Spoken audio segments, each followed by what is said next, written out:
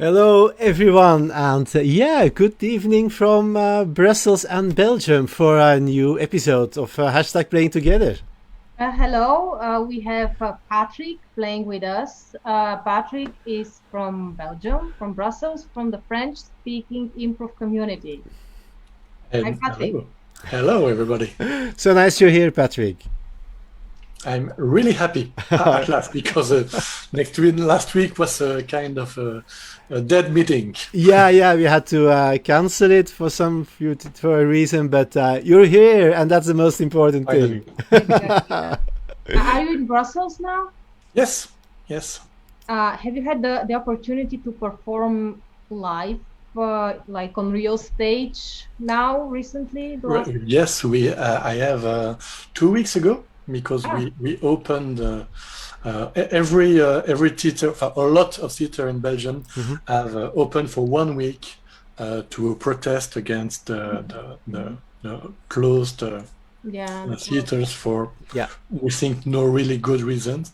So we have opened for 1 week, and it was really great, and for the audience to see again theater and live shows, and it was really emotional for everybody. Yeah, how does that feel, be back on stage? Yeah, after such a kind of great. Really great, and like it was yesterday. Nothing has changed. Okay, it's still enough. Yeah. Because you don't know, maybe you have lost it. Oh no. I think the only thing that changed is that we learned to appreciate more things like this. Yeah, probably. Yeah. True. That's real life, normal life. Yeah. Well, and we will have a chat about improv and your theater after the show. So we have lots of opportunity to talk about that. We are going to bring the three of us a little story. So exciting. And we take a suggestion from our hat. So it's our magical hat. It's a fedora hat, which is ideal for film noir. And we have lots of suggestions. So I'm going to pick one. Oops, I lost one. Okay. This one is from Zeno e Coseno, and it's 3 words. A rainbow zebra. A rainbow zebra. Rainbow zebra. Yeah. Okay. A rainbow zebra. Okay. Let's go. Okay.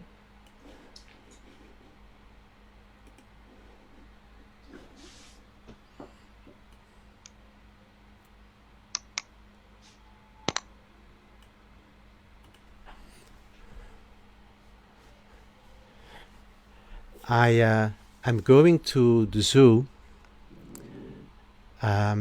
because the zebra is expecting a little zebra baby.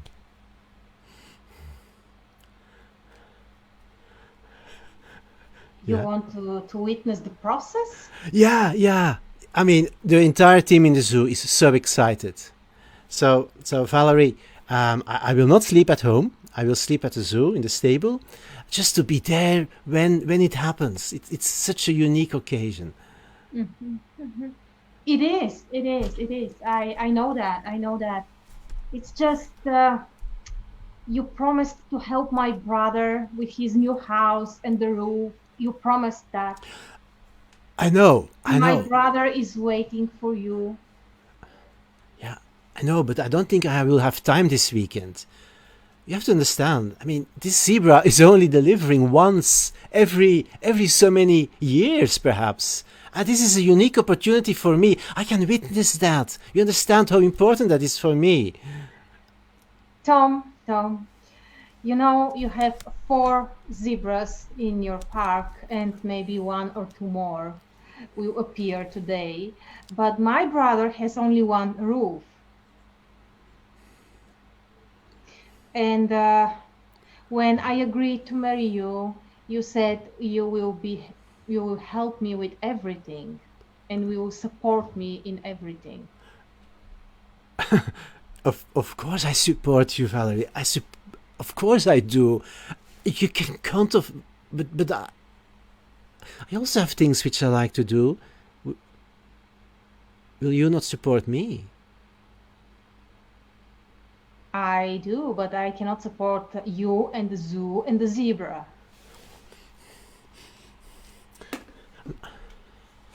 So what do you want that I do? Do you want me that I quit my job? That I will not witness that unique opportunity? What do you want me to do? And what if something happens with the baby zebra? Such a drama queen. Just go and explain yourself to my brother, and hopefully he will be okay with your betrayal. Betrayal? Hi, sister. Hi, Tom. I'm sorry that the door was open. It's okay. Yes, Joseph. I didn't ring the bell because... Come in, Joseph. Come in. Yeah, we were just talking about you. Oh, yeah? Yeah. So... nice. It's great to know that someone talk about me, because now there is nobody that really think about me. My wife is not my wife anymore. I've got this new house that it's still not mine. It's... I'm sorry. I don't want to be a mood killer.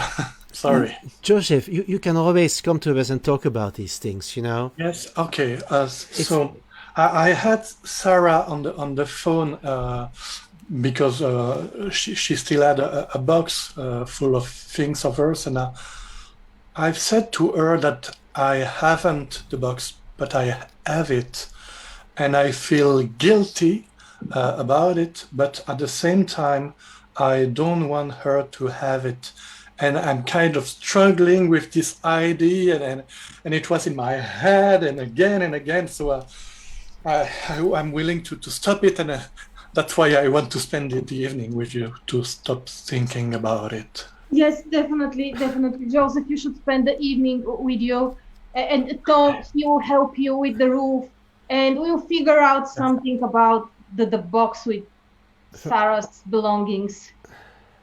Right, Tom? Right? See, Joseph, he doesn't feel okay. Yeah. It's so nice of you.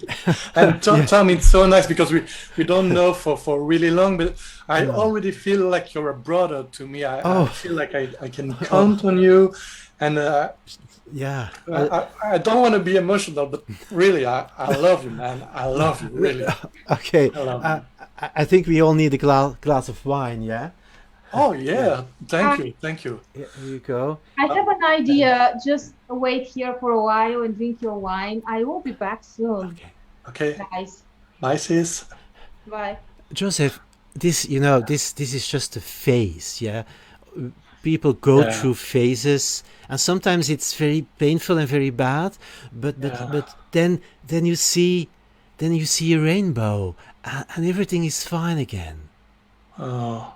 Yeah. You think so? Yeah. So what I think love is dead to me. I have loved 2 times in my life, and the second one was really the great one. I married her. I give my heart to her. I give everything, my every wish, and now he's dead. I'm dead. You understand that, Tom? I'm kind of dead, and I'm so alone. But I'm not alone, because you are here for me. Yeah? I'm here from you, Joseph. You're so precious to me. Thank you. No. You know, I also had a bad breakup a couple of years ago. I don't like to talk about that, so you don't know, but it was a very bad breakup. Was it really painful? It was very painful, yeah. I didn't know what to do anymore. I was just sitting at home and doing nothing. And then the house, yeah, we had to sell it and split it. And then I went back to my parents for a while. Oh. But so I just want to say, Josef, I know what you're going through. And it's perfectly normal that you feel very bad. Yeah. And you have to accept that to heal and to become better. Yeah. And do you know how you can accept that? Do you know what the best way to accept that? No. How? Is there a way to accept it? Yes. Yes. You just have to go home. You have to go home and go through Sarah's box. But I have no home. I just have a house. That's not really my house. I have some good news. You see, Joseph, he's very miserable right now, and Tom wants to witness something very specific. And in order to make you both happy, I went to the zoo. I loaded the zebra in my trunk, and I brought it here in our garden so she can deliver the baby in our garden. Ta-da! Surprise! It will be a miracle, the miracle of birth. Something new is coming to this world, something new and clean. Valerie, are you completely insane? You stole the zebra from the zoo? I will. And you brought it here in our garden? They will think I have done it. It's my job, yeah? It's my future there. I want to have a career in zebra management. You know that? You're so... With Sarah, we always wanted to have kids, and we never had the time. And Tom, now Joseph can keep the baby zebra as his own child. But he can't keep the baby zebra. I'm sorry, Joseph. It's something personal. That is property of the zoo. You can't. I understand you wanted to have children. This is not possible. It's a public zoo. I have to call them. Everybody. I'm sorry. I have to call them that they get the zebra back. Yeah. I will say that you stole it, and you'll be fired. Can I touch it? Of course.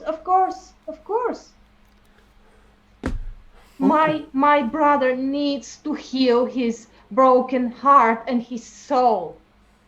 He loves animals. He always wanted to have an animal and a child. Oh my God, he runs.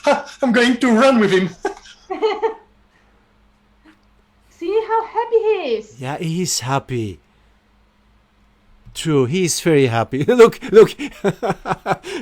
at the back of the garden already.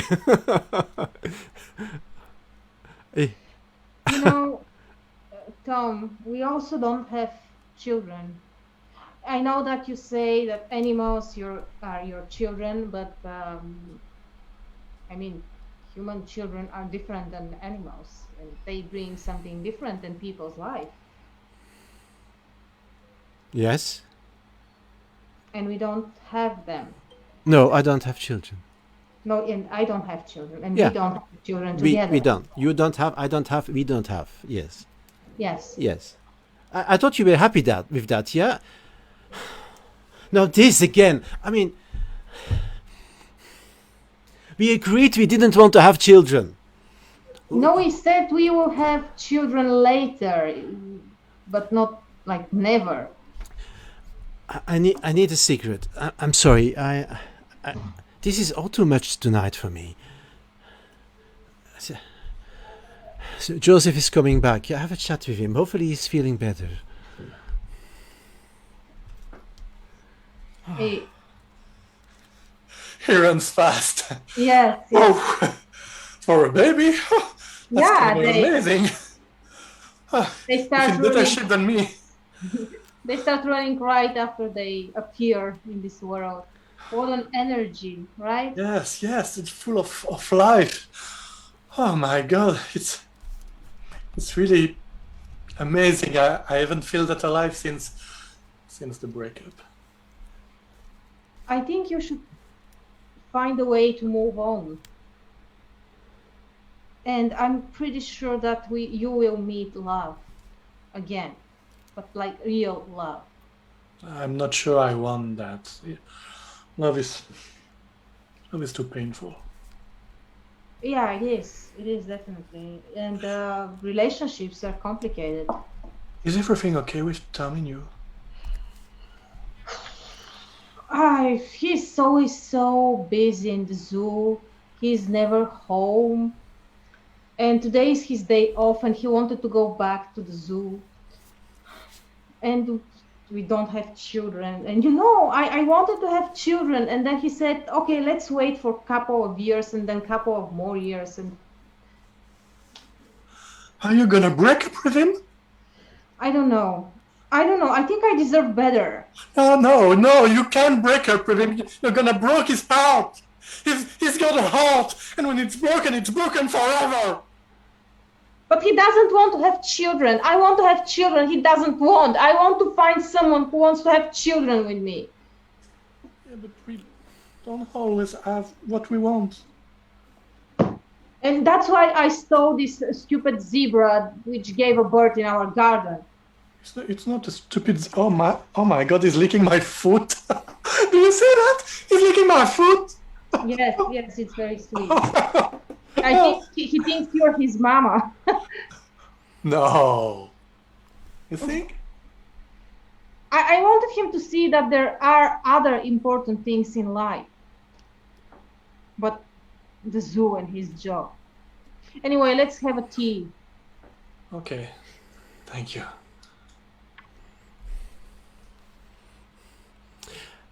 Yeah, I don't know where the zebra is. No, he was there a few hours ago when I left the zoo. Yeah. I wanted to come back for because of the baby, and he's really missing. No, I don't know. No, I'm sorry. No, Jeff. No, I don't know. What? The elephant. Oh. Expecting. Yeah, any moment now? Yeah, of course I will come. I mean, an elephant. I never witnessed that. Yeah. No problem. I can join you. Yeah, I will be there in 9:30. Is that fine? Okay. See you later. Okay. Bye, Jeff. Because you understand, Tom, he's alone right now. He's alone in a room, in a human room. He's not accustomed to it. It's just a zebra, and he wants a friend. And you are talking to me about this elephant, and he's so alone. So that's like a match made in heaven, you know? Just one friend. That's all he need. You want a friend for the zebra? Yeah. Zebra could have friends. Yeah, of course. But Joseph, this is not your concern, you know. I mean, the zebra belongs to... That's my concern. I'm his father. No, John. You witnessed the baby coming. Beautiful. I know it's a rainbow zebra. Very nice. But it's not yours, yeah? We have to take it back to the zoo. No, it can't. It's too... It's accustomed to my house, but it's to my home. It's a home. Do you feel it? Now it's a home. It's completely different than a week ago. Joseph, the zebra has to go back to the zoo. No. Yes. The elephant has to come in my house. But you are going to make a zoo from your house. It's not your property. I will lose my job. It's my property. It's my child. And I've chosen a name for him. I want to call him Tom. Because he's so important in my life. Like you. Because you have changed my life. Okay. Well, I guess it can't harm that Tom stays with you for a while. Sorry to interrupt. I brought the baby elephant from the zoo. Yeah. I brought it here because the zebra needs company. So, Joseph, you can also have the baby elephant if you want. So now yes. So now you went to the zoo and you stole the baby elephant as well. It's not stealing. It's a public zoo. It belongs to everybody. Yeah, that's not the meaning of public zoo, Valerie. And an animal can't be a property of anyone or anything or any corporation. It belongs to the nature, and here is the nature. Here is the house of art. Exactly. And they don't want to live in cages. And my brother has a huge garden with a little forest. Yeah. And look. They are already friends. They are like sniffing the butt of each other. But that's great. That's great. Josef, you know the elephant will grow and grow, yeah? Yeah, the zebra too, yeah. Yeah, the zebra will be the size of a horse, but I don't think that the elephant, I mean, the entire neighborhood will see that there's an elephant in your garden, yeah? And they can come here and pet him and enjoy his company. Yeah, and maybe we can do some transformation in the house, maybe broke some walls and make a big room for everyone. That's look how happy Joseph is. You see, I haven't told you, but a week ago I was that close to commit suicide, and I don't want it to tell you because that's not things you tell, but now I'm so happy, and that's because of you, sister. That's because of you, Tom, and I could never repay you. That's the greatest gift of all time. I didn't know, Joseph, you were so thinking about all these things. I know a breakup can be very bad, but there are other opportunities in life. You know that. Yeah, a zebra and an elephant. Hey! Look at them running! So and falling. Okay. I want to be as happy as Joseph is, and if we don't have a child, I will have to go to the public hospital and take one. Yeah, do that! No, that's a very bad idea. If I have hospital. If I have children, I want children of my own. So you want children? No, if I want children. How important is that for you? Can I talk with you, Tom? Yeah, I will leave you for a while. Tom, why don't you want children?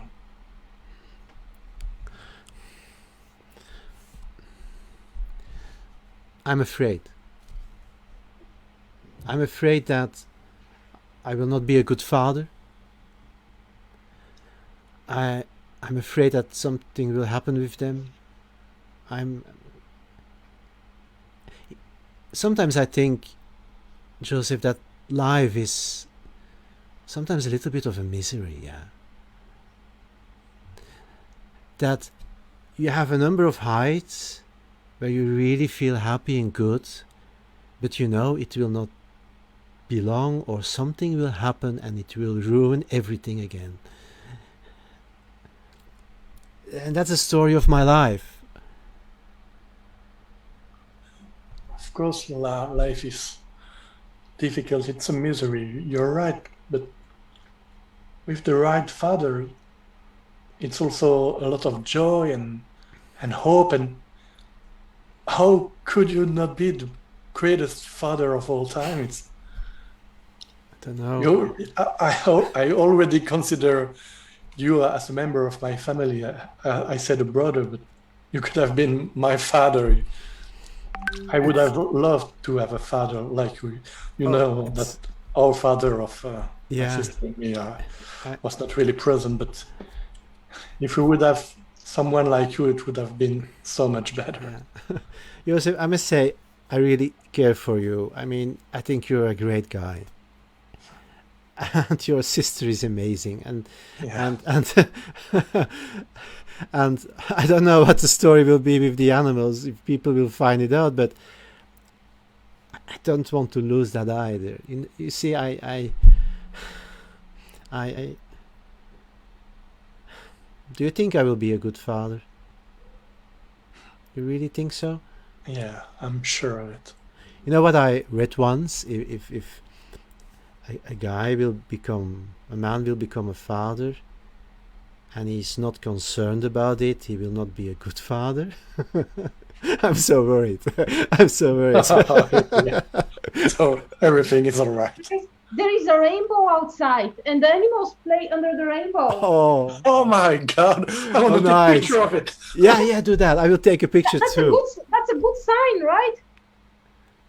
Do you know what they say with a rainbow? There is a treasure hidden at the end, where the rainbow goes back in the ground. I think that we found our treasure today. It was a very, very good day today. I know you think I'm weird by stealing animals from the public zoo. You're a thief. But not a thief, it's a public zoo. Okay. But I just wanted my brother to be happy. I want that your brother is happy too. I mean, Josef is such a nice guy, and I'm pretty sure he will find love in his life and he will be happy again. I'm 100% sure about that. But he will take a good care of the animals. Yeah. He loves animals. Valerie, do you think I will be a good father? I think you will be the best father.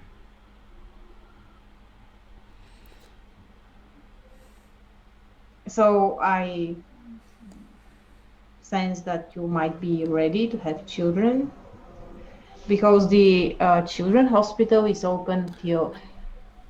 I'm kidding, don't worry. Let's wait 9 months. Yes, yeah. Yeah, let's start with one. Outside. Yes, and let's go play outside. Okay. Look at Joseph, he's like a child himself, playing with the animals.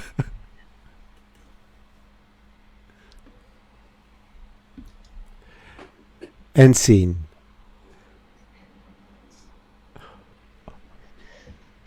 Yay! You wanted to come back, Patrick. Yeah, too late. Oh, damn. Oh. That means we have to play again. Yes. Okay. Oh, I'm so sorry about that. So, yeah, No it's problem. sometimes it was a nice ending, but it could also continue. So, oh, that was a great story. Nice. Very good relationship, weird relationship. Really relationship. Really weird. Good. Good weird. I'm still wondering what you will do with that big elephant in your garden. I have some ideas. That's fun. So yeah, let's have a little chat about improv. Yeah. And all the things you do, because you do a lot. So, as an intro, when have you started with improvisation? It was in 1992. Okay, 1992. In Brussels, yes. Yeah. And how did it happen? I haven't even seen an improv show. I just have seen an article about an improv match. Okay. And I didn't know it, and there was a phone number to join as an amateur. So I called. I want to do improv. Okay, have you ever seen an improv match? No. Okay, maybe start with that. Yeah, that's not stupid. So I have seen one match, and I was amazed, really amazed. Yeah. And I remember to have thought, I want to be able to do that one day. That was really the thought. It's amazing. How can you learn that? It's amazing to do that. Yeah. So that was the start for me. Really a big passion. Yeah. Was there already a lot of improv in Belgium in 1992? Not a lot. I think there was at this time 6 improv teams. In the French-speaking part, or in Brussels? In the French-speaking part, yeah. 6 amateurs team. Yeah. And there was also the pro league. Yeah. So that was really not much compared to now. It was really the beginning of improv. Yeah. Yeah, it must be amazing, I think, to start when improv also started, because you've seen the entire history until today. Yeah. It's, So much has changed. Everything has changed. And you're also an actor, right? Yes, also, yeah. And what's the difference for you between improv and scripted theater? I think with, of course, with improv, it's the freedom that is really great. And what I enjoy in the theater, it's to really respect what is written, and to have the possibility to be really perfectionist about something. Yeah, that's something we can't ever do in improv. no. But it's done, and it's done forever. But in improv, you can really perfect everything as much as you want, and that's something I really enjoy, to make the most of what we have.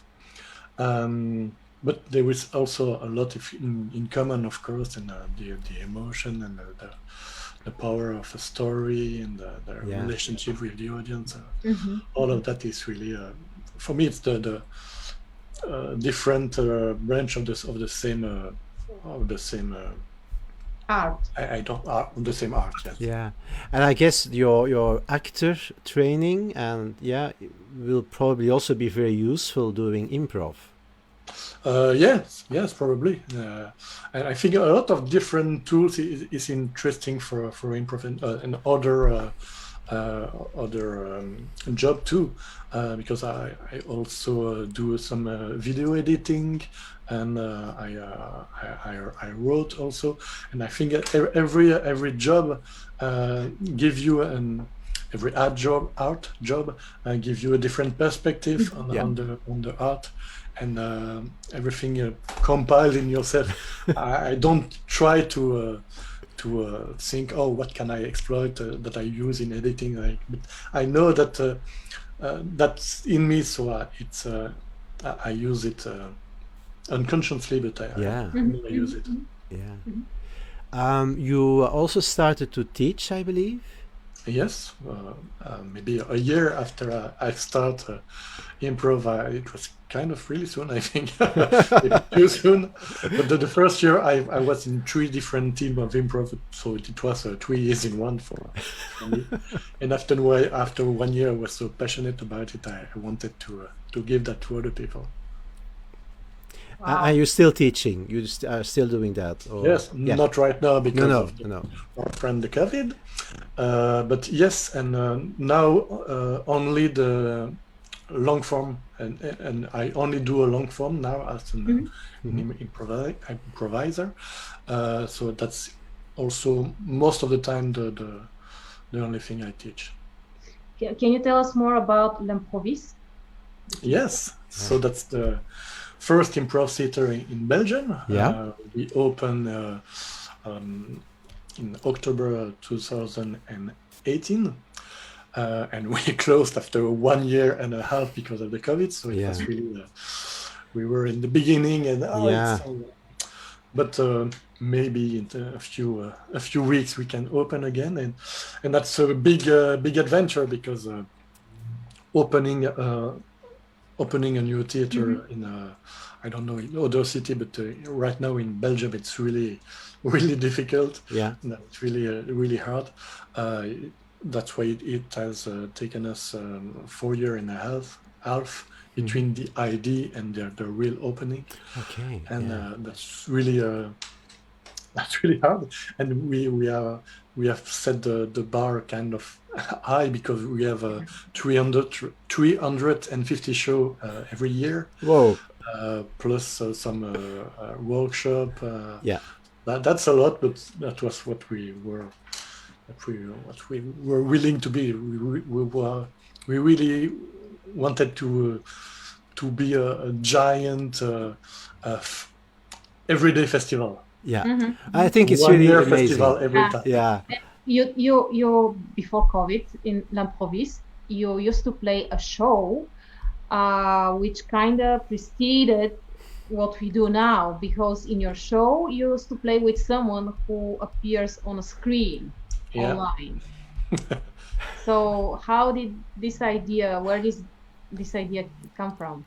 I don't remember. I had it for a long time, I was really wanting to try that, and so the first was right now maybe 2 years ago, and it was really interesting. Right now it's kind of really boring because everyone do it now. But the difference was that I was on stage and my partner was on the screen. So we had different reality, and that was interesting because I have the physical presence for the audience. I was really there, so it's really a live show. But my partner was on the screen, on the big screen, so I was looking at him on my computer, but my computer had the same screen on the big screen. So the audience can see both of us. And what is really interesting, I think, with this show is the possibility for my partner to be any way you want.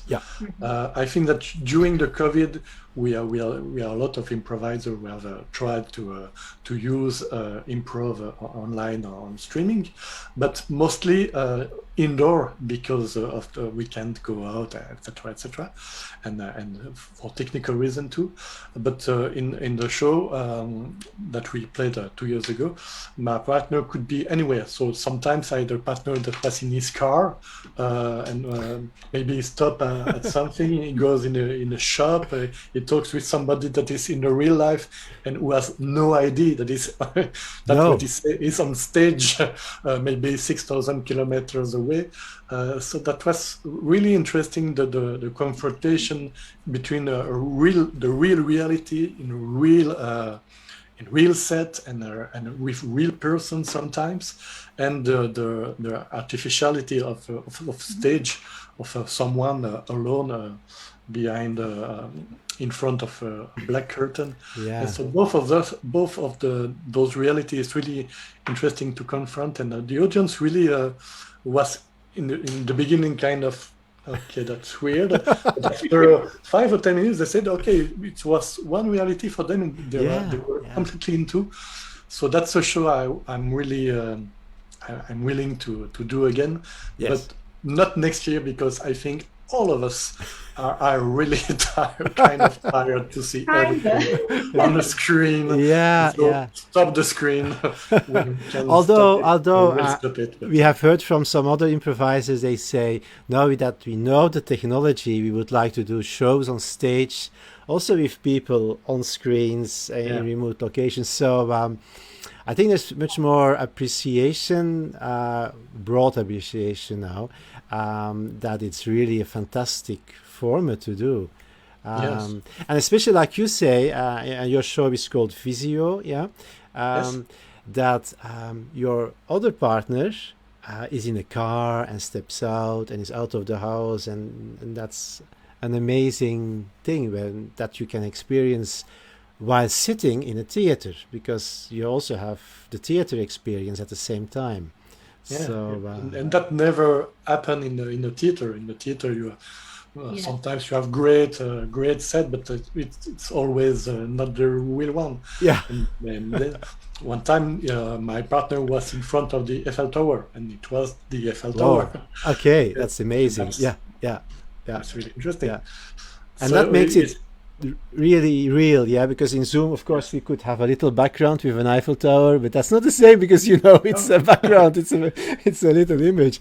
But if you're really there, who come in front of after my partner, that's really the life, and that's really interesting. Do you have any new ideas for future shows in the near future, new formats? I'm working right now with a French improviser from Paris, Thierry Bilisco. When we are working on a show that will be called Banal. I don't know the translation in English, kind of boring, maybe? Banal.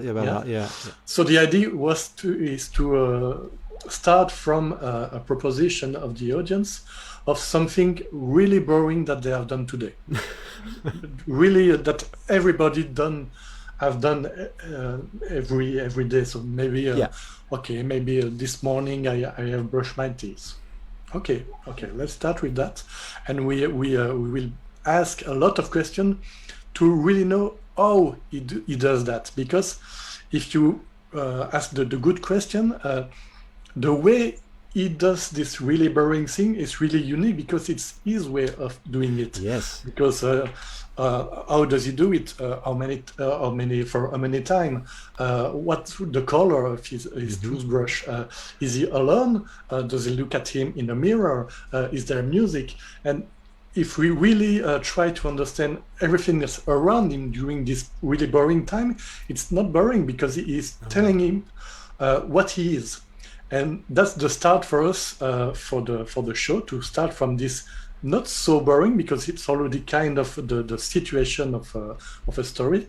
After that, we of course have to find a story, but we already have a great set and a great character, and then we have to find it. And the idea is that during the show, we will a lot of time come back to this boring scene.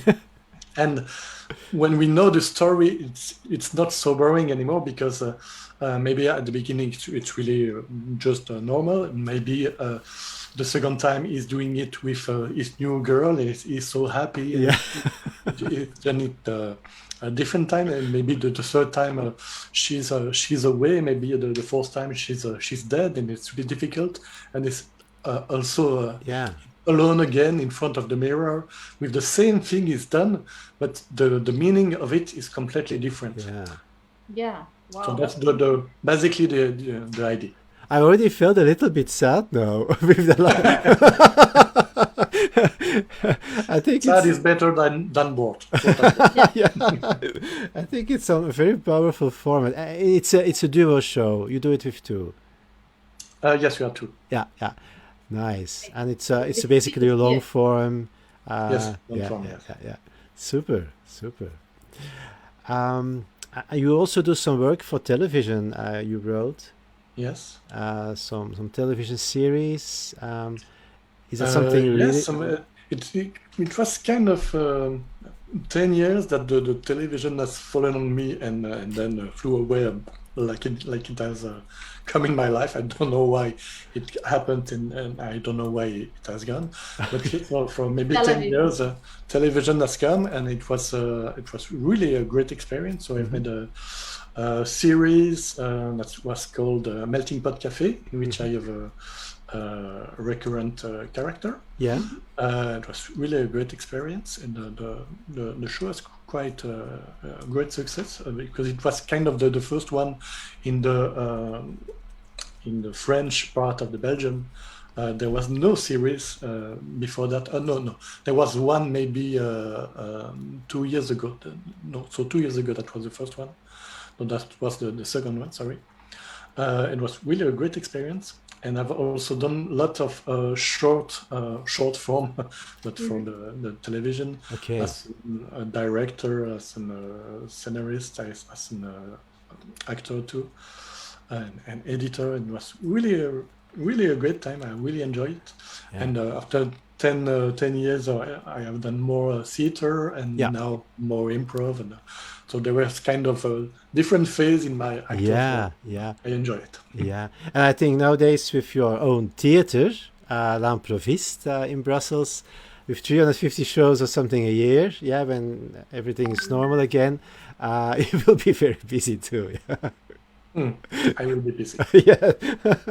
And you also have shows during the daytime or only in the evening? We have most of the time 2 shows in the evening at 7 and at 9 p.m. Yeah. But on the Sundays we have a show for children at 3 p.m. Okay, good. And that's really, really interesting too.